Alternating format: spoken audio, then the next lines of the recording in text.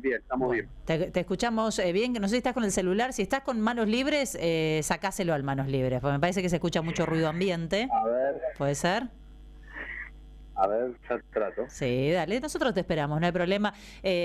Javier Milei viene apuntando en estos últimos días que hay una recuperación de la economía. ¿Sí? ¿Nos escuchás bien?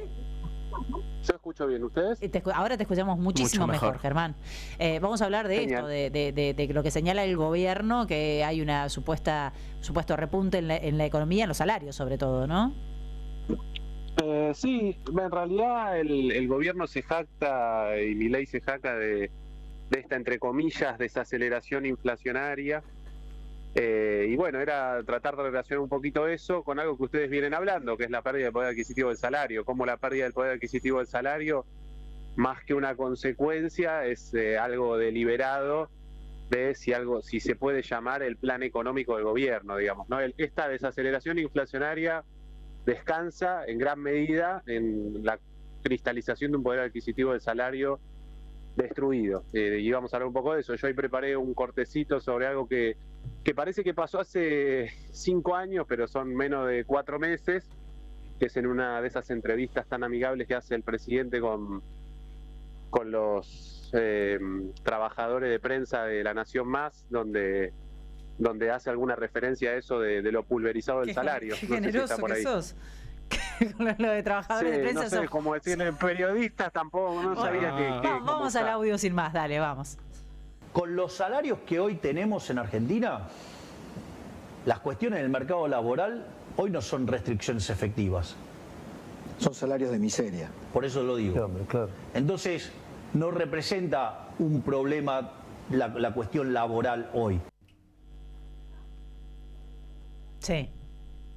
Sí, o sea, es un audio curioso que parece que pasó hace mucho y que pasó medio desapercibido, pero digamos, los salarios pulverizados que decían los periodistas eran algo que era visto como algo positivo. ¿Y por qué? Bueno, básicamente lo que yo quería comentar era que toda esta mágica desaceleración inflacionaria, que es de, recordemos, ¿no?, el último dato, 8,8% mensual, que en cualquier otro gobierno y con los datos del nivel de actividad, la caída en la actividad económica deberían ser vistos como una catástrofe. No creo que haya país en el mundo que esté atravesando una caída, una recesión económica parecida a la nuestra y que pueda tener un nivel de inflación como este, pero sin embargo son puestos como un éxito. Bueno, básicamente ese éxito depende de esa caída en los niveles de salario, que es una caída deseada, y en otra cosa que es y que está relacionada con eso, que es la estabilidad, entre comillas, del tipo de cambio, ¿no?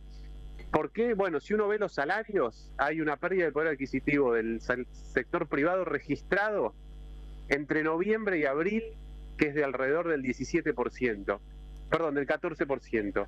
En el sector público registrado del 20%. Son en 5 meses, digamos, ¿no? Recordemos que a Macri le tardó 4 años llegar a una pulverización del salario similar. Esto ocurre en 5 meses. ¿Y por qué eso es virtuoso por qué Milei lo dice como que eso elimina restricciones y por qué es virtuoso desde el esquema económico de este gobierno y que produce esta caída, entre comillas, en la inflación, que es una caída de los niveles provocados por el propio gobierno, pero supongamos, porque básicamente esa recesión tiene un impacto sobre el consumo y de ahí sobre los precios. Por ejemplo, la leche en el primer trimestre del 2024, la leche, o sea, si dejas de consumir leche es porque estás en el horno, sí, se contrajo un 17%. La UIA acaba de publicar un informe que habla de una contracción de la actividad industrial del 17%. El nivel de utilización de la capacidad instalada en la industria es similar a los niveles de pandemia. Son todos indicadores similares a los de la pandemia. En ese contexto, efectivamente, los precios bajan. Como bajaron en la pandemia bajaron. El año de la pandemia tuvimos una inflación más o menos del 35-37%, cuando en el año anterior, en el gobierno de Macri, había sido el 54%. Pero el otro costado, entre comillas, positivo de esta tremenda recesión que nosotros estamos atravesando, me olvidaba, se conoció también el informe de pobreza que publica periódicamente el Observatorio de la Deuda Social de la Universidad Católica Argentina, que hasta hace poco era una referencia. Sí. para en ese momento los opositores. De repente dejó de importar, peronistas. ¿viste? De repente no es tan importante. De pronto ahora dejó de importar, pero registró el nivel de pobreza en el primer trimestre del 2024 más alto desde el 2002, digamos, ¿no? Entonces, el otro costado virtuoso de esta recesión es que efectivamente el nivel, los pagos de importaciones, o sea, la salida de dólares en concepto de importaciones, son los más bajos, fueron los más bajos en enero, febrero, desde 2005 a esta parte. Y ahora están en niveles similares a los de la pandemia. Entonces, por un lado, la recesión lo que hace es, obviamente, digamos, cuando no hay consumo es difícil subir los precios, y en paralelo, esa recesión hace que no haya demanda de dólares porque no hay actividad, no hay qué comprar, no hay insumos para reponer maquinaria, no hay qué cosa importar. Y entonces eso permite mantener estable el tipo de cambio y que eso no se traduzca a precios. La otra cosa que también permite mantener estable el tipo de cambio en este contexto recesivo es que todo aquel que vio pulverizados sus ingresos, jubilados, trabajadores del sector privado registrado, trabajadores públicos, liquidaron cualquier puchito de dólares que tuvieron y eso también mantuvo estable, entre comillas, el dólar, los dólares paralelos y todos los dólares de la economía argentina. Ahora, ¿cuál es la contracara de eso? Bueno, que cualquier crecimiento económico pone en riesgo comillas, modelo, básicamente porque cualquier crecimiento económico va a suponer un aumento en la demanda de dólares y eso puede generar otra vez una espiralización en el tipo de cambio y en la inflación.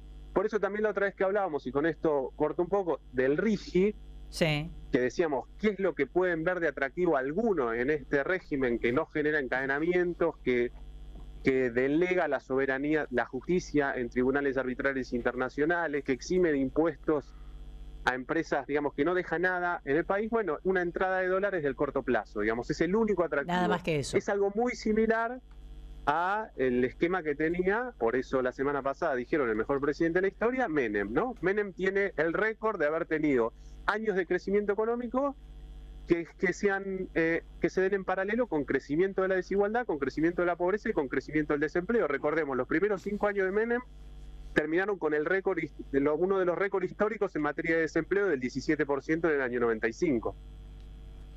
La verdad que, bueno, ¿cuánto material, cuánto número? Pregunta número uno, el consumo no repunta de todas maneras, ¿no? Digo, por toda esta descripción que haces, por más que te bajen los precios, no hay un repunte del consumo. Pero, claro, ¿no? Porque el consumo no hay sector, o sea, no hay sector que pueda motorizar ese incremento del consumo. El gobierno no avala paritarias que estén por encima de la inflación. Claro. El recorte en el gasto público, el recorte en las jubilaciones es un recorte en el bolsillo de los empleados públicos y de los jubilados. Lo que puede eventualmente hacer que la economía crezca serán los sectores exportadores o algunos, o esos sectores exportadores básicamente, o los sectores a los que apunta con el régimen de incentivo a las grandes inversiones. Eso es lo único que se puede imaginar. Germán, y en este escenario tan preocupante, ¿qué pasa con las pymes, con la industria? ¿Cuánto tiempo se banca nuestra industria nacional esta merma del consumo? Bueno, eso es difícil de estimarlo. Cuando uno ve, creo que el informe de la UIA es de hoy, y uno ve el desagregado de la caída, yo decía una caída en la industria de 17 puntos. Eso es 17 puntos el promedio ponderado de toda la industria. Ahora yo recuerdo automotriz 30%. Claro. Repito, son niveles de pandemia, o sea, es como si, o sea, en la pandemia nos vimos obligados por una cuestión externa a encerrarnos y que la actividad económica se parase totalmente. El impacto en la economía que está teniendo las medidas del gobierno de Milei son similares al impacto que tuvo la pandemia. Claro. Y digo una cosa más, sí. Si el gobierno de Milei es exitoso en sostener el tipo de cambio en los niveles en que está ahora, toda la inflación que hubo desde diciembre para acá y toda la que vaya a haber con un tipo de cambio que se mantenga estable, va a significar que la economía productiva va a tener costos en dólares que van a haber aumentado muchísimo. Entonces, la economía productiva argentina, si en algún momento esto se recupera, la producción de bienes argentinos no va a poder competir con los productos importados. Es un esquema muy similar al que pasó con el menemismo, digamos. Cuando se usa el tipo de cambio como estrategia antiinflacionaria, el tiempo que pasa entre que la estrategia antiinflacionaria es exitosa, digamos, ¿no? Porque el gobierno de Milei devaluó en diciembre. Supongamos que a fin de año termina, como dicen, una inflación en un índice de aumento de precios minoristas del 3-4%. Toda la inflación que vos te comiste de diciembre a diciembre es aumento de los costos en dólares de la producción argentina. Eso quiere decir que si en algún momento el consumo se recupera, va a ser un consumo que se va a volcar a la producción importada y no va a generar aumento de empleo, digamos, claro, y de producción doméstica. No sé si se entiende lo que quiere decir. Sí, lo que quiero decir. Se entiende. Todas las estrategias que usan al tipo de cambio como ancla inflacionaria terminan generando desempleo, porque si es exitosa la estrategia, los costos locales aumentan en relación a los costos extranjeros, digamos, ¿no?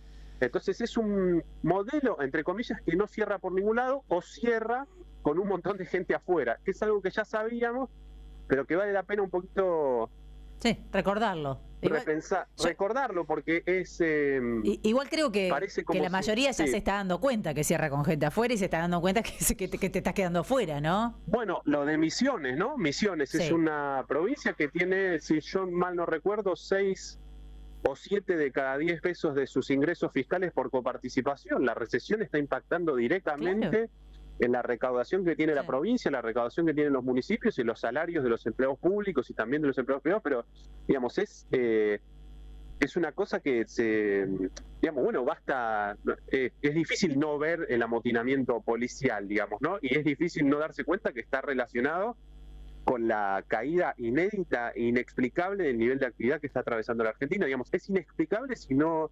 se entiende que es deliberada, digamos. Este nivel de contracción de la actividad fue algo deliberado. Cuando Milei le dice a los periodistas de La Nación Más, el salario pulverizado es algo para festejar, digamos, ¿no? Sí, claro.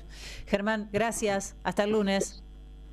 Gracias a ustedes. Hasta luego. Estamos hablando con Germán Pinazo.